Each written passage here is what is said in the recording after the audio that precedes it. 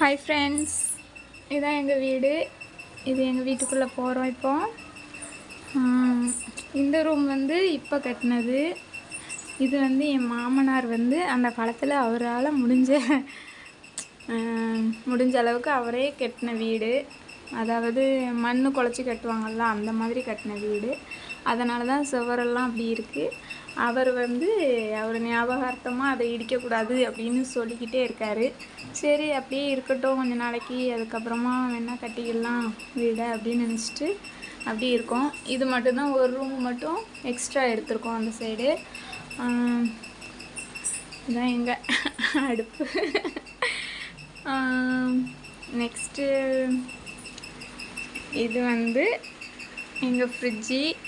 இது எங்கள் சாமி ஃபோட்டோ எல்லாம் வச்சுருக்கோம். அதுக்கப்புறமா குத்து விளக்கு வந்து மாட்டலை, ஏன்னா குட்டி குழந்தைங்கள்லாம் இருக்கிறனால குத்து விளக்கை இழுத்து கீழே போட்டுருவாங்க அப்படிங்கிறனால மாட்டலை. இது வந்து உள்ள ரூம்பு. இந்த ரூமில் வந்து என் 3வது பையன் தூங்கிட்டு இருக்கான். எங்கள் பீரோ,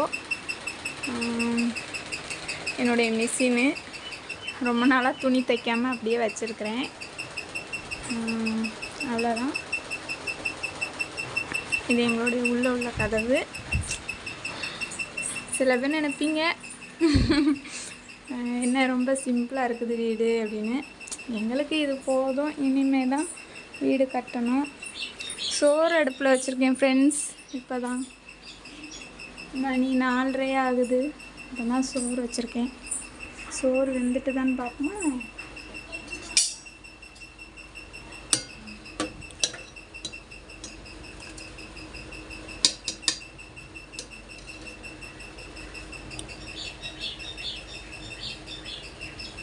இன்னும் வேகவில்லை, இன்னும் வேகலை. கொஞ்சம் தண்ணி கம்மியாக இருக்குது. கொஞ்சம் தண்ணி கோரி ஊற்றிடுமா.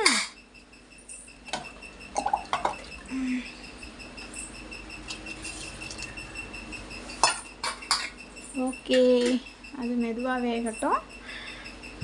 அப்புறமா எங்கள் வீட்டில் இப்போ தான் பீடி இலை வந்து நனைச்சி வச்சுருக்கேன். இனிமேல் தான் அதை சுற்ற போகிறேன்.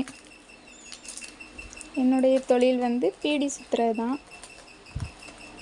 அது வந்து திருநெல்வேலி, தென்காசி மாவட்டத்தில் உள்ள ஆட்களுக்கு தெரியும். அப்புறமா தண்ணியெல்லாம் பிடிச்சாச்சு. எங்கள் வீட்டு பைப்பில் டெய்லி எப்போதுமே தண்ணி விழுந்துகிட்டே இருக்கும்.